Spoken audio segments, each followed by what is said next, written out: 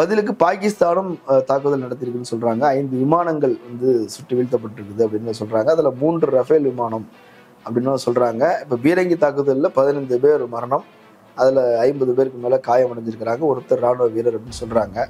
இந்த தாக்குதல், பதில் தாக்குதல், இதெல்லாம் எப்படி பார்க்குறீங்க? இல்ல, ரஃபேல் வந்து ரொம்ப சக்தி வாய்ந்த விமானம். அதெல்லாம் வந்து யாராலையும் ரேடார்லயே சிக்காது, பயங்கரமா உள்ள போய் அப்படி உள்ள பண்ணி தாக்குதல் நடத்திடலாம் சொல்றாங்க. அது எப்படி அது தாக்க முடியுது? ஆனா பாகிஸ்தானுக்கு வந்து பங்களாதேஷ் சப்போர்ட் பண்ணுது, சீனா சப்போர்ட் பண்ணுதுன்னு சொல்றாங்களே. இந்த போரின் காரணமாக பிஜேபி அரசுக்கு செல்வாக்கு உயர்வது, நாடு முழுக்க வந்து எல்லா ஊடகங்களும் இதை கவனிக்கிறது அப்படிங்கிறத நடுநிலைவாதிகளால ஏற்க முடியல. அதனால குறை சொல்லிக்கிட்டே இருக்கிறாங்க. ஏதாவது குறை சொல்லி பிஜேபிக்கு அந்த கிரெடிட் போடாம தடுக்கிற வேலையை செஞ்சுட்டு இருக்கிறாங்க. இந்த தாக்குதலை வைத்துக்கொண்டு நாம வந்து பீகாரையோ வட இந்தியாலேயோ வர இருக்கின்ற தேர்தல்கள் வந்து நம்ம ஜெயிக்கணும் அப்படின்றது மட்டும்தான் அவங்களுடைய நோக்கமே தவிர, உண்மையிலே பயங்கரவாதத்தை ஒழிக்க வேண்டும் என்பது அவர்களுடைய நோக்கம் வந்து அல்ல. 1965 போர்ல வந்து இந்தியா வெற்றி பெறுவதற்கு யார் காரணம்? காஷ்மீர் மக்கள் வந்து உளவு தகவல் கொடுத்து வந்து சப்போர்ட் பண்ணாங்க, பல வேலைகள் வந்து செஞ்சிருக்காங்க.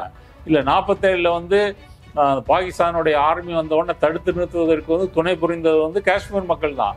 அப்ப இவ்வளெல்லாம் செய்த மக்களை நீங்கள் எதிரிகளை போல தள்ளி வந்து அவர்களை வந்து மிரட்டுவதுதான். அரண்சை நண்பர்களுக்கு வணக்கம். அரண்சை ஊடகம் சுயேட்சையாக இயங்குவதற்காகவே உருவாக்கப்பட்டது. நாம் செய்கிற வேலை உண்மையிலேயே மக்களுக்காக செய்கிறோம் என்பதை நீங்கள் நம்பினால், வாய்ப்பு இருந்தால் இந்த ரேசர் பே கியூஆர் கோடுக்குள்ளே நீங்கள் வந்து அதை ஸ்கேன் பண்ணி எங்களுக்கு உங்களால் இயன்றதை விருப்பம் இருந்தால் ஆதரவு தெரிவிக்கலாம். அரண்சை நேயர்களுக்கு வணக்கம். நான் மதன் அறிவழகன். இன்று நமது சிறப்பு விருந்தினர் தோழர் நாதன் அவர்கள். நிறைய விஷயங்கள் விவாதிக்க இருக்கிறோம், அவரை வரவேற்கலாம். வணக்கம் தோழர். வணக்கம்.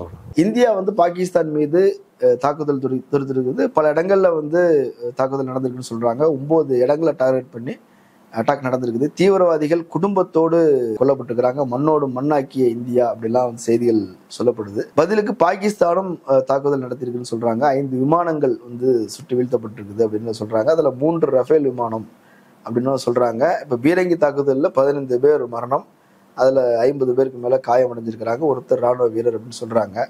இந்த தாக்குதல், பதில் தாக்குதல், இதெல்லாம் எப்படி பார்க்குறீங்க? ஏப்ரல் 22 பகல்காம் தாக்குதல், பயங்கரவாதிகளின் தாக்குதலுக்கு பிறகு இந்தியா வந்து இந்த மாதிரி தாக்க போறதா ஒரு அறிகுறிகளை வந்து தெரிவிக்க ஆரம்பிச்சது. ஆனா பகல்காம் தாக்குதல், பயங்கரவாதிகள் தாக்குதல் நடந்த போது உலகம் முழுவதும் வந்து பயங்கரவாதிகளை கண்டித்தார்களே தவிர யாரும் வந்து பாகிஸ்தான் வந்து கண்டிக்கல. பாகிஸ்தான் வந்து என்ன சொல்லுச்சு அப்படின்னு சொன்னா, இது நாங்க பண்ணியிருந்தோம் அப்படின்னு சொன்னா எனக்கு எவிடன்ஸ் கொடு. சரி, நீ எவிடன்ஸ் கொடுக்கல அப்படின்னு சொன்னா ஏதாவது இன்டர்நேஷனல் கண்ட்ரியோட ப்ரோப் வச்சு ஒரு சர்வதேச விசாரணை வச்சு விசாரி, அதற்கு நாங்கள் முழு ஒத்துழைப்பு கொடுக்குறோம் அப்படின்னு வந்து பாகிஸ்தான் வந்து சொல்லிச்சு. ஆனால் இந்தியா வந்து பொதுவெளியிலேயுமோ அல்லது மற்ற நாடுகளிடமோ இந்த மாதிரி இந்த ஆதாரங்களை வந்து முன்வைத்ததாக தெரியவில்லை. ஏன்னா எந்த நாடுமே வந்து இதற்காக வந்து பாகிஸ்தானை வந்து கண்டிக்கவில்லை.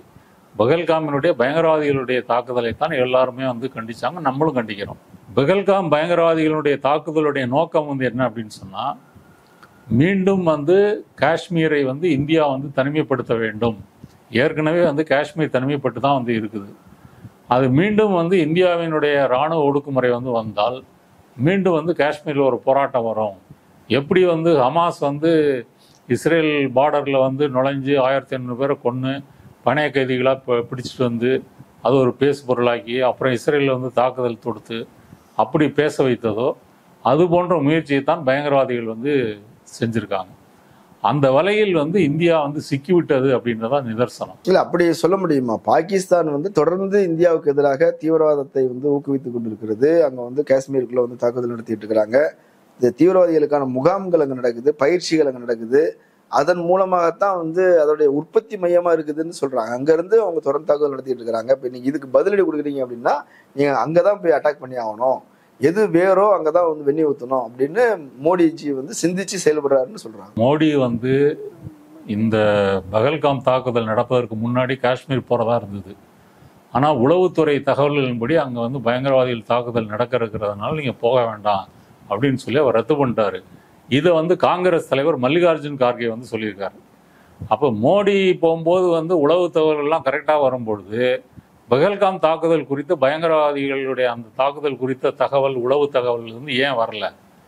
நீங்கள் காஷ்மீரில் வந்து ஒரு 15 லட்சம் மக்கள் இருக்காங்க அப்படின்னு சொன்னால் 7 லட்சம் துருப்புகள் இருக்குது. நீங்கள் பிஎஸ்எஃப்ஐயும் சேர்த்து இராணுவ துருப்புகள் எல்லாத்தையும் சேர்த்து கிட்டத்தட்ட 2 காஷ்மீருக்கு ஒரு இராணுவ வீரர் வந்து அங்கே வந்து இருக்கிறாங்க. அப்போ இவ்வளவு இருந்தும் வந்து நீங்கள் எப்படி உளவு தகவலை பெற முடியவில்லை? அப்புறம் சுட்டுட்டு போன பயங்கரவாதிகள் வந்து எப்படி தப்பிட்டு போனாங்க? இல்லைங்க, அதை வந்து அது ஒரு பெரிய காடு மலைகள் உள்ள பகுதி, எல்லா இடத்துலயும் ஆட்கள் நிறுத்த முடியாது. இன்னொன்று போக்குவரத்து வசதிகள் அங்க இருந்து கிடையாது. பார்டருக்கு போடுறதுக்கு வந்து நீங்க வந்து சாலை வழியா போனீங்கன்னா 150-200 கிலோமீட்டர் ஆகும். மலைப்பாதைகளில் போனீங்கன்னா 400 கிலோமீட்டர் ஆகும். எப்படி பார்த்தாலும் 3-4 நாள் ஆகும். 3-4 நாளாயும் உங்களை வந்து நீங்க வந்து அவங்களை பிடிக்க முடியலன்றது எதை காட்டுகிறது? அப்போ நீங்க வந்து உள்நாட்டு மக்களுடைய அங்க இருக்கக்கூடிய காஷ்மீர் மக்களுடைய ஆதரவை வந்து நீங்க இழந்து விட்டீர்கள் என்பதைத்தான் வந்து காட்டுகிறது. பாகிஸ்தான் வந்து பயங்கரவாதிகளை வந்து ஏற்றுமதி செய்கிறது அப்படின்றது சொல்வதை விட பாகிஸ்தான் வந்து இந்த சூழலை வந்து கடந்த காலங்களில் வந்து பயன்படுத்தியிருக்குது. 80கள் வரைக்குமே வந்து காஷ்மீர் போராட்டம் வந்து அமைதி வழியில் தான் நடந்துகிட்டு இருக்குது. நீங்கள் 47ல் துவங்கி 80களில் வந்து தேர்தல் நடக்கிற வரைக்குமே வந்து அது அமைதி வழியில் தான் நடந்துகிட்டு இருக்குது. ஆனால் அந்த தேர்தலில் வந்து அன்றைக்கு இருந்த காங்கிரஸ் அரசாங்கம் எப்படியாவது நம்மளால் உட்கார வைக்கணும்னு சொல்லி தேர்தலில் வந்து கோல்மால் வேலைகள் பண்ண ஆரம்பித்து வந்து அப்புறம் தான் வந்து அங்கே நின்ன காஷ்மீர் வேட்பாளர்கள்லாம் இனிமேல் வேலைக்கு ஆகாது, நம்ம வந்து போராட்டத்தை தீவிரப்படுத்தணும் அப்படின்னு தான் ஆயுத போராட்டம் வந்து வருகிறது. இந்த சூழல் வந்த பிறகு தான் பாகிஸ்தான் வந்து அதை பயன்படுத்தி கொள்கிறது. நீங்கள் நல்லா யோசிச்சு பாருங்கள், 47 பிரிவினையின் போது அந்த காஷ்மீர் மகாராஜா ஹரிசிங் வந்து நீங்கள் இந்த மாதிரி வந்து பாகிஸ்தானுடைய ட்ரைபல் ஆர்மி வந்து வந்திருக்கு, இந்திய இராணுவம் வந்து வேணும் அப்படின்னு கேட்குறாரு. இந்தியா வந்து என்ன சொல்லுது, நீங்கள் வந்து இந்தியாவோட சேர்ந்துருங்க. அவர் வந்து சரின்னு வந்து சொல்கிறாரு. மக்கள் வந்து முஸ்லீம்கள், மன்னர் வந்து இந்து. அன்னைக்கு வந்து ஷேக் அப்துல்லா, அதாவது இன்னைக்கு இருக்கிற உமர் அப்துல்லாவினுடைய தாத்தா, அவர் தலைமையில் உள்ள கட்சி எல்லாமே வந்து இந்தியாவை வந்து ஆதரிக்குது. அவங்க முஸ்லீம்களாக இருந்தாலும் ஒரு மதசார்பற்ற இந்தியாவோட இருக்கணும் அப்படின்றத விருப்பத்தை வந்து கொண்டிருந்தாங்க. ஏன்னா காஷ்மீர்கள் அடிப்படையில் வந்து முஸ்லீம்கள் பெரும்பான்மையாக இருந்தாலும் மதசார்பற்ற ஒரு தன்மை கொண்டவங்க தான், சூபி வெளி வந்தவர்கள் தான். ஆமா. அப்படி இருக்கும் பொழுது அந்த மண்ணை வந்து எதிராக திருப்பியது யார்? அப்ப காஷ்மீர்ல இருக்கக்கூடிய இந்த தீவிரவாதத்தை வந்து பாகிஸ்தான் வந்து பயன்படுத்திக்கிச்சு. நீங்க இப்ப JKLF-லாம் வந்து பாத்தீங்கன்னா ஒரு மதசார்பற்ற அமைப்பு, ஜம்மு காஷ்மீர் லிபரேஷன் ஃப்ரண்ட்ன்றது. அதுல வந்து அது காஷ்மீர் மக்களுடைய சுயநிர்ணய உரிமை போராட்டத்துக்காக துவங்கப்பட்ட அமைப்பு. இப்போ அந்த அமைப்புகள்லாம் வந்து அவங்கெல்லாம் வந்து அறவழியில் போராடினாங்க. அவங்கெல்லாம் காலாவதியாகி இந்த தீவிரவாத அமைப்புகள் வந்து முன்னுக்கு வருவதற்கு யார் காரணம்? அப்போ இதை தூண்டிவிட்டு வளர்த்து விட்டது யார்? அப்போ காஷ்மீரில் வந்து பெரும் ஒடுக்குமுறையை ஏவி விட்டது யார்? இப்போ நீங்கள் பகல்காம் தாக்குதல் நடந்த பிறகு காஷ்மீரில் என்ன நடக்குது தெரியுமா? கிட்டத்தட்ட 2000-3000 காஷ்மீர் மக்கள் வந்து கைது செய்யப்பட்டிருக்காங்க. அவங்க எவ்வளோ பேர் ஜெயிலுக்கு போயிருக்கிறாங்கன்னு தெரியல. எதுக்குன்னா நீங்கள்லாம் வந்து உனக்கு தெரியுமா, தாக்குதல் நடந்த உனக்கு தெரியுமான்னு சொல்லி 3000 பேரை வந்து கைது பண்ணியிருக்கிறாங்க. அப்போ இவ்வளவு உளவுத்துறை, இவ்வளவு துருப்புகள் வச்சிருக்கிறவங்க 3000 பேரை கைது செய்ய வேண்டிய அவசியம் என்ன? இது காஷ்மீர் மக்கள் மத்தியில் வந்து என்ன மாதிரியான விளைவை வந்து ஏற்படுத்தும்? அடுத்தது, ஒரு பயங்கரவாதிகளுடைய தொடர்புடையவர்கள் வீடுகள்னு சொல்லப்படுற ஒரு 10க்கும் மேற்பட்ட வீடுகளை வந்து வெடிகுண்டு வைத்தோ புல்டோசர் வைத்தோ தகர்த்திருக்கிறாங்க.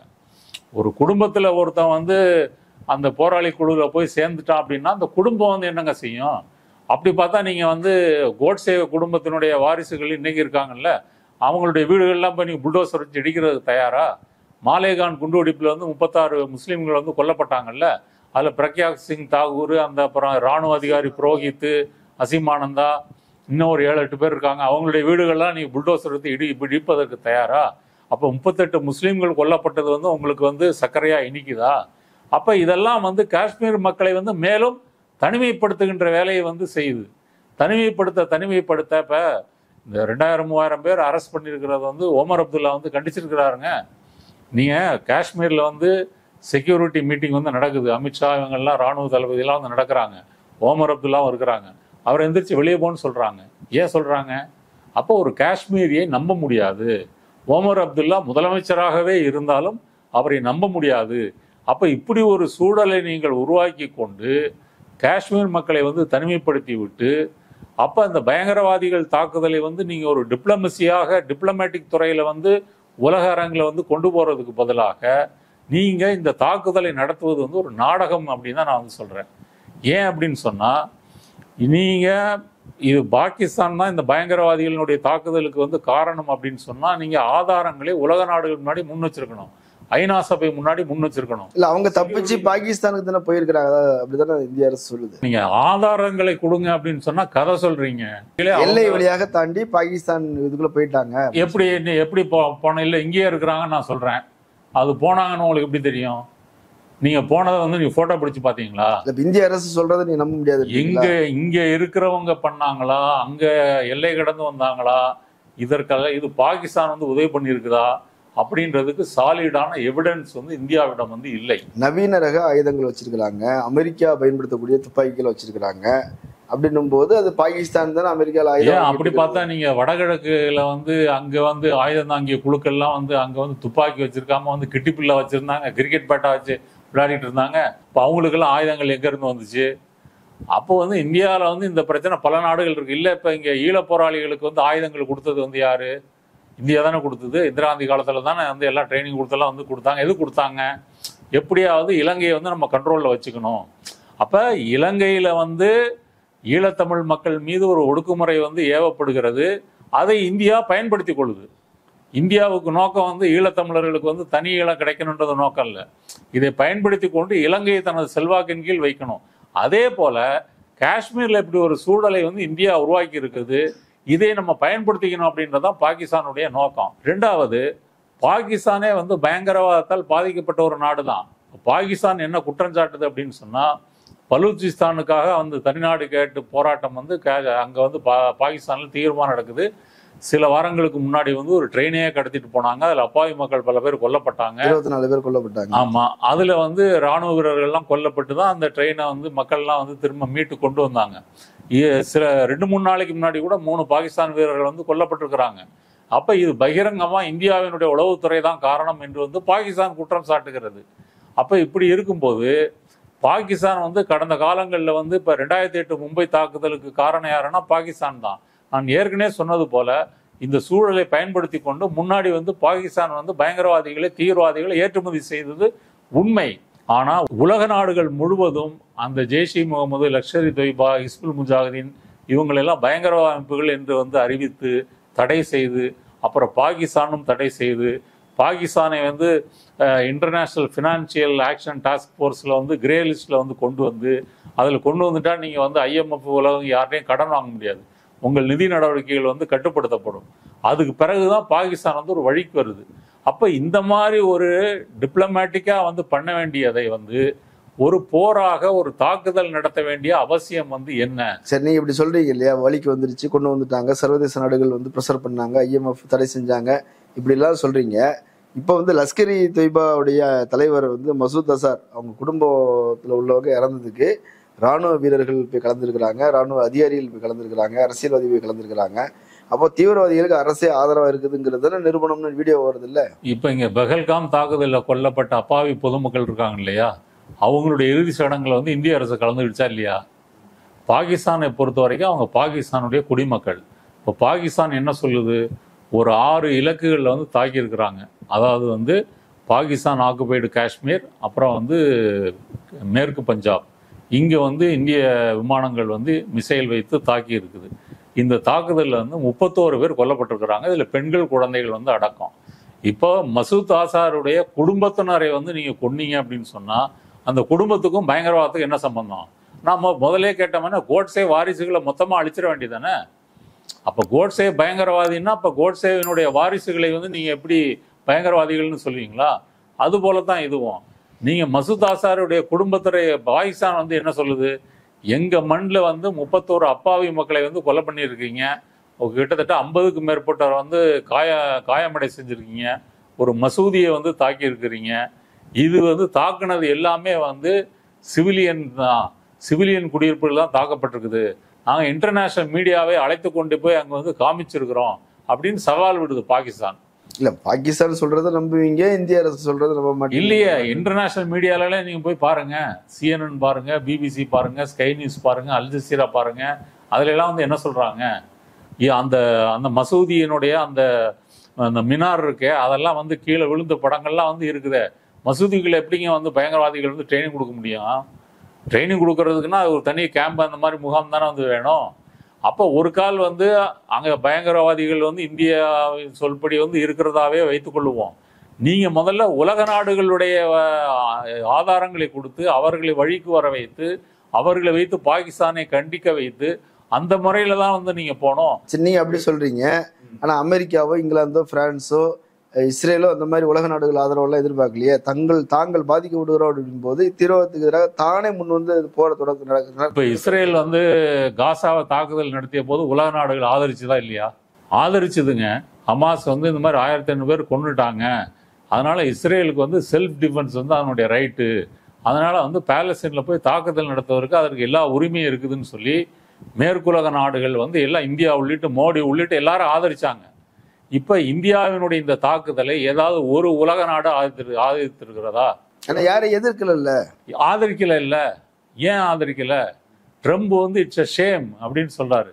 இந்த சண்டை வந்து பல தலைமுறைகளா நடந்திருக்கு, நிறுத்துங்கப்பா அப்படின்னு வந்து அவர் வந்து சொல்றாரு.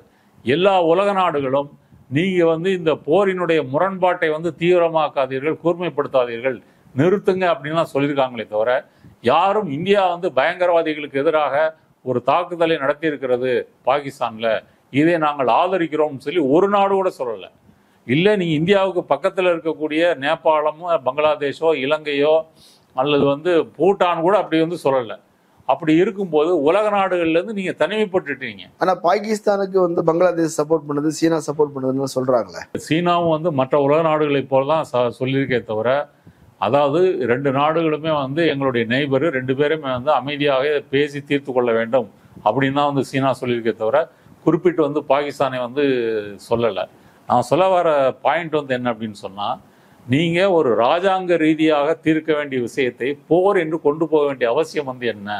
அப்ப இதை வந்து மோடி அரசு பயன்படுத்த பார்க்கறது. இந்த ஆபரேஷனுக்கே வந்து ஆபரேஷன் சிந்தூர்னு பேர் வச்சிருக்காங்க. எதுக்கு வச்சிருக்கிறாங்க? இங்க பெண்கள் பாதிக்கப்பட்டிருக்கிறாங்க, ஆண்களை தான் குறி வச்சு கொண்டிருக்காங்க, பெண்களின் குங்குமத்தை அவர்கள் பறித்திருக்கிறாங்க. அப்ப அதுக்கு பதிலடி கொடுக்கறதுக்கு சிந்தூர்னு பேர் வச்சிருக்காங்க. பெண் அதிகாரிகளே தலைமையில வந்து போட்டுக்கிறாங்க. அதுல அதிகாரி முஸ்லீம் பெண், இந்து முஸ்லீம் சேர்ந்து செஞ்சிருக்காங்க. தமிழ் சிறை சொல்லி எல்லாம் கரெக்ட். இப்ப கணவனை இழந்த பெண்கள் பொட்டு வைக்கலாமா கூடாதா சொல்லுங்க? நம்ம பாரம்பரியத்துல அப்படி கிடையாது தானே.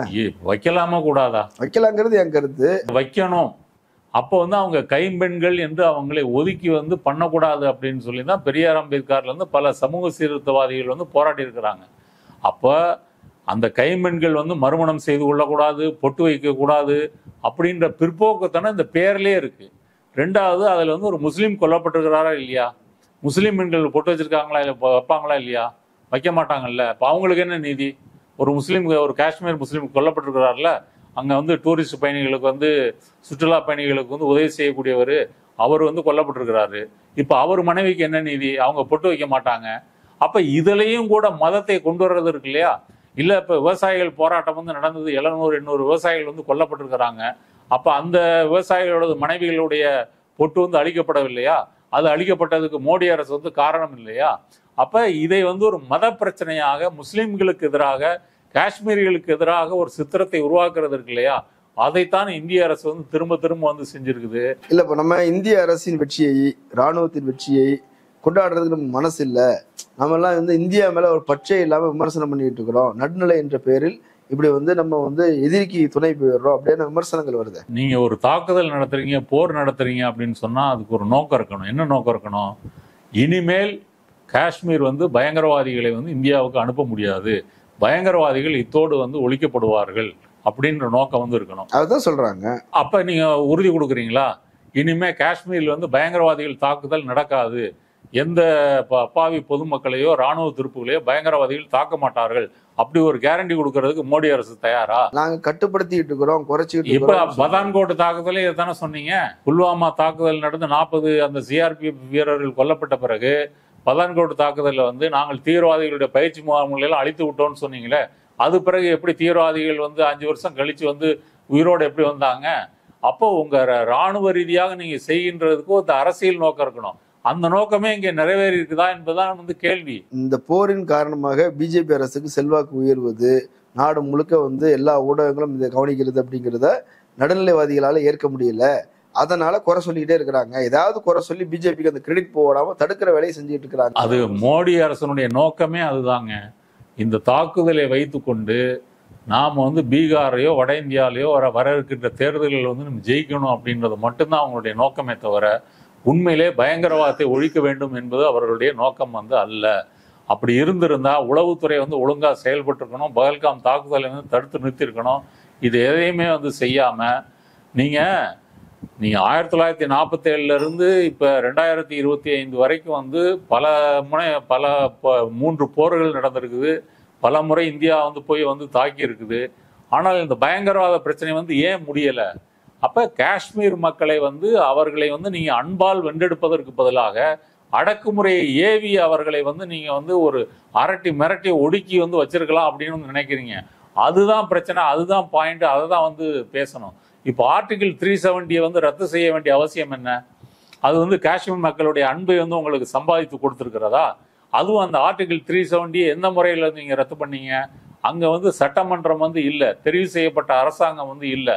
ஆனால் ஆளுநர் தான் அரசாங்கம் சொல்லி அவருடைய கையெழுத்தை வாங்கி கொண்டு நீங்கள் 370 பிரிவை ரத்து செஞ்சீங்களா இல்லையா? அதுக்கப்புறம் உச்சநீதிமன்றமும் அதை வந்து அதற்கு வந்து ஒப்புதல் கொடுத்ததா வந்து இல்லையா? அப்புறம் வந்து ஜம்மு காஷ்மீரை வந்து 2 யூனியன் டெரிட்டரியா லடாக் ஜம்மு காஷ்மீர்னு பிரிச்சிங்களா வந்து இல்லையா? ஒமர் அப்துல்லாவினுடைய அந்த அதிகாரத்தை வந்து பறித்து கொண்டு துணைநிலை ஆளுநர் தான். ஒமர் அப்துல்லாவுக்கு என்னங்க அதிகாரம் இருக்கு காஷ்மீர்ல? இல்ல, காவல்துறை ஒரு கண்ட்ரோல் இருக்காது, மற்றபடி நிர்வாகம் ஒரு கண்ட்ரோல் இல்ல. எதுவுமே அவருடைய கண்ட்ரோல் இல்லை. நீங்க டெல்லியில அரவிந்த் கெஜ்ரிவால் நடந்த போது அந்த கூத்துக்கள்லாம் நீங்க பார்க்கலையா? ஒரு IAS அதிகாரியை கூட அவர் வந்து டிரான்ஸ்ஃபர் பண்ண முடியாது. இல்ல புதுச்சேரியில வந்து இங்க வந்து கிரண் பேடியோ தமிழிசை அவர்கள் இருந்தபோது அவர்கள் நடத்திய இதெல்லாம் நீங்க பார்க்கலையா? அப்ப இந்த யூனியன் டெரிட்டரியில வந்து தெரிவு செய்யப்பட்ட அரசாங்கத்திற்கு எந்த அதிகாரமும் வந்து கிடையாது. அப்போ ஒமர் அப்துல்லாவை டம்மியாக்கி ஜம்மு காஷ்மீருடைய சட்டசபையை வந்து டம்மியாக்கி இன்னும் மாநில அந்தஸ்து ஏன் கொடுக்கல? நீங்க தான் சொல்றீங்கல்ல, பகல்காம் தாக்குதலுக்கு முன்னாடி டூரிஸ்டுகள் வந்துட்டாங்க, அமைதி வந்து விட்டது, சகஜ வாழ்க்கை வந்து விட்டது, அம்பானி அதானிலாம் அங்கே போய் முதலீடு பண்றாங்க, இப்படிலாம் வந்து பேசுனீங்கல்ல. அப்ப மாநில அந்தஸ்து கொடுத்துருக்கணும் இல்ல? நான் திரும்ப சொல்ல வர்றது, காஷ்மீர் மக்களுடைய அன்பை வந்து பெறாமல் அவர்களை அடக்குமுறையின் மூலமாக நீங்கள் வந்து மிரட்டி அப்படி ஒடுக்குவது தான் இந்த பிரச்சனைக்கு மூல காரணம். அதனாலதான் உங்களுக்கு உளவுத்துறையில இருந்து உங்களுக்கு இப்ப உள்ளூர் மக்களை வந்து நீங்க வென்றெடுத்தீங்கன்னா தான் உளவு தகவல் வந்து வரும். இப்ப 1965 போர்ல வந்து இந்தியா வெற்றி பெறுவதற்கு யார் காரணம்? காஷ்மீர் மக்கள் வந்து உளவு தகவல் கொடுத்து வந்து சப்போர்ட் பண்ணாங்க, பல வேலைகள் வந்து செஞ்சிருக்காங்க. இல்ல 47 வந்து பாகிஸ்தானுடைய ஆர்மி வந்த உடனே தடுத்து நிறுத்துவதற்கு வந்து துணை புரிந்தது வந்து காஷ்மீர் மக்கள் தான். அப்ப இவ்வளெல்லாம் செய்த மக்களை நீங்கள் எதிரிகளை போல தள்ளி வந்து அவர்களை வந்து மிரட்டுவது தான் இதற்கு வந்து காரணம். பாகிஸ்தானை பொறுத்த வரைக்கும் இந்த பயங்கரவாதத்தை இதை வந்து அங்க ஊக்குவித்ததும் வந்து அமெரிக்கா தான். பாகிஸ்தான் வந்து முன்னாடி நீங்க வந்து சோவியத் யூனியன் வந்து ஆப்கானிஸ்தானை வந்து ஆக்கிரமித்த பொழுது 70களில் ஆப்கானிஸ்தானை எதிர்த்து வந்து பாகிஸ்தானுடைய மதரசாக்களில் வந்து இந்த மாதிரி முஜாஹிதீன்களை வந்து உருவாக்கி அவர்களை வைத்து வந்து ஆப்கானிஸ்தானில் சண்டை போட வைத்து சோவியத் யூனியனை வந்து விரட்டி, அதுக்கப்புறம் இந்த முஜாஹிதீன்கள்லாம் வந்து அமெரிக்காவே மிரட்டக்கூடியவர்களாக மாறி அதுல இருந்து தான் தாலிபானும் பின்லாடன் இவங்கெல்லாம் வந்து, அப்ப தாலிபான்களுடைய உற்பத்தி மையமே வந்து பாகிஸ்தான் தான், அதற்கு ஆதரவு கொடுத்தது வந்து அமெரிக்கா தான். அப்புறம் வந்து அவங்க திருப்பி தாக்குறாங்க அப்படின்ற பொழுது தான் அமெரிக்கா வந்து பாகிஸ்தானை வந்து பகைத்து கொள்ளுகிறது, தாலிபானுக்கு வந்து நீங்க சப்போர்ட் பண்றீங்க அப்படின்னு சொல்லி. இன்னைக்கு வந்து அந்த தாலிபான்கள்லாம் பாகிஸ்தான் அரசு வந்து தடை பண்ண பிறகு தாலிபான்ல 2 இருக்கு, பாகிஸ்தான் தாலிபான், ஆப்கானிஸ்தான் தாலிபான். இப்ப ஆப்கானிஸ்தான் தாலிபானோடைய பாகிஸ்தானுக்கு நல்ல உறவு இல்லை, இந்தியாவுக்கு நல்ல உறவு இருக்கு, ஏன்னா அவங்க பாகிஸ்தானுடைய எதிரின்ற முறையில. அதே போல பாகிஸ்தான் தாலிபான் வந்து பாகிஸ்தான் அரசை எதிர்த்து வந்து தாக்குதல் வந்து நடத்திட்டு இருக்கிறாங்க. அப்ப இதற்கு ஊற்று மூலமா இருந்தது அமெரிக்கா. அந்த அமெரிக்கா இன்னைக்கு இந்தியாவினுடைய நட்பு நாடாக வந்து இருக்கிறது. அப்படி இருந்தும் ட்ரம்ப் வந்து இட்ஸ் அ ஷேம், இது வந்து வெட்கக்கேடானது இந்த போர் அப்படின்னு வந்து சொல்லியிருக்காரு. தாக்குதல் பதில் தாக்குதல், இப்ப போரை நிறுத்தணும்னு பல நாடுகள் சொல்லுது. இப்ப ட்ரம்ப் கூட சொல்லியிருக்கிறாரு உடனடியாக நிறுத்துங்கன்னு சொல்றாங்க. ஆனா இப்போ அதுக்கு பதிலடி கொடுப்போம் அப்படின்னு சொல்லி பாகிஸ்தானுடைய பிரதமர் வந்து பேசியிருக்கிறார், நாடாளுமன்றத்திலே வந்து பேசியிருக்கிறார். தாக்குதல் ஆரம்பிச்சிருச்சு, 15 பேர் தாக்கி இருக்கிறாங்க. இது தொடருமா இல்ல பேச்சுவார்த்தையில முடிவுக்கு வரும்னு நினைக்கிறீங்களா? பாகிஸ்தான் வந்து என்ன சொல்லுதுன்னா, நாங்க ஏற்கனவே பதிலடி தாக்குதல் கொடுத்து விட்டோம், அதாவது வந்து இந்தியாவினுடைய 5 ஜெட் விமானங்களை வந்து நாங்கள் வீழ்த்தி இருக்கிறோம் அப்படின்னு வந்து சொல்லியிருக்காங்க. இதை வந்து பகிரங்கமாக இந்திய அரசு வந்து இதை ஏற்கவோ மறுக்கவோ வந்து இல்லை.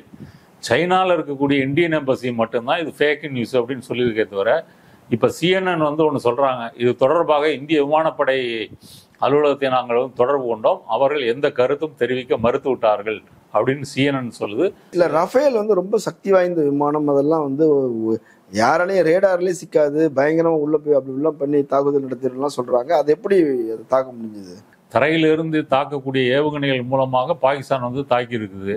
இப்போ நம்மளுடைய ஜெட் விமானங்கள் எதுவும் வந்து பாகிஸ்தானுடைய ஏர் ஸ்பேஸுக்கு வந்து போகல.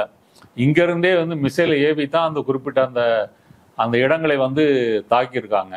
இப்போ ரஃபேல் விமானத்தினுடைய அந்த அதனுடைய திறமைகளை பற்றி பேசுறத வந்து தனி. நான் சொல்ல வர்றது, பாகிஸ்தான் ஏற்கனவே திருப்பி வந்து தாக்கி இருக்கிறது, 5 விமானங்களை சுட்டு வீழ்த்தியதாக சொல்லியிருக்கிறது. அடுத்தது லைன் ஆஃப் கண்ட்ரோலில் வந்து பாகிஸ்தானுடைய அந்த கனரக தாக்குதலில் வந்து கிட்டத்தட்ட 13 பேர் வந்து கொல்லப்பட்டிருக்கிறார்கள், ஒரு இராணுவ வீரர் வந்து கொல்லப்பட்டிருக்கிறார். இதுலேயும் பாதிக்கப்படுறது காஷ்மீர் மக்கள் தான். ஒன்று LOCக்கு இந்த பக்கம் இருக்கக்கூடிய இந்தியாவில் இருக்கக்கூடிய காஷ்மீர் மக்களாக இருந்தாலும் சரி, அந்த பக்கம் பாகிஸ்தான் வசம் இருக்கக்கூடிய காஷ்மீர் மக்களாக இருந்தாலும் சரி, இவங்க தான் இந்த போரால் வந்து அதிகம் பாதிக்கப்படுறாங்க. அவங்க அந்த இந்தியா தாக்குதல் நடந்த போது அவங்கெல்லாம் பயத்தில் வந்து மலையில் போய் வந்து கிட்டத்தட்ட ஒரு 5-6 மணி நேரம் வந்து தங்கி இருந்திருக்காங்க. அது மாதிரி எல்லையில் இருக்கக்கூடிய மக்கள்லாம் வந்து இப்போ கிளம்பி போயிட்டு இருக்கிறாங்க. இப்போ இந்தியாவினுடைய பஞ்சாப் எல்லை இருக்கு இல்லையா, பாகிஸ்தானுடைய எல்லை, அங்கே இருக்கக்கூடிய மக்கள்லாம் வந்து வீட்டில் இருக்கக்கூடிய வந்து பொருட்களை எல்லாம் எடுத்துக்கிட்டு டிராக்டர் மூலமாக வந்து தொலைதூரத்தில் தங்கள் உறவினர்கள் வீடுகளுக்கு வந்து போயிட்டு இருக்கிறாங்க. அப்போ போர் என்பது இவர்கள் வந்து ஏதோ ஒரு ஹாலிவுட் படம் போல, மோடியினுடைய ஒரு வீர ஒரு மகாபாரத போரில் வந்து ஜெயிச்சது போல ஒரு இமேஜை வந்து கொண்டு போகிறாங்களே தவிர, அது வந்து மக்களுக்கு துன்ப துயரத்தை வந்து கொண்டு வரக்கூடியது. இப்போ பாகிஸ்தான் வந்து ஏற்கனவே திருப்பி தாக்கிட்டோம்னு வந்து சொல்லுது. ஆனால் எங்கள் அப்பாவி குடிமக்கள் 37 பேர் வந்து கொண்டிருக்கிறீங்க, அதற்கு பதிலடி வந்து நிச்சயம் நாங்கள் வந்து தருவோம். அதை எப்போ தருவோம், எப்படி தருவோம் அப்படின்றத வந்து நாங்கள் இப்போ சொல்ல மாட்டோம் அப்படின்னு வந்து சொல்லியிருக்காங்க. அதனால் பாகிஸ்தான் வந்து பதிலடி கொடுக்கும் அப்படின்னு தான் தோணுது. நிறைய தகவல்கள் சொல்லியிருக்கிறீங்க. தொடர்ந்து நம்ம இது குறித்து பேசலாம். கலந்து கொண்டு கருத்துக்களை பகிர்ந்தமைக்கு நன்றி. நன்றி. நேரில் மற்றொரு விருந்தினருடன் மீண்டும் சந்திக்கலாம். நன்றி.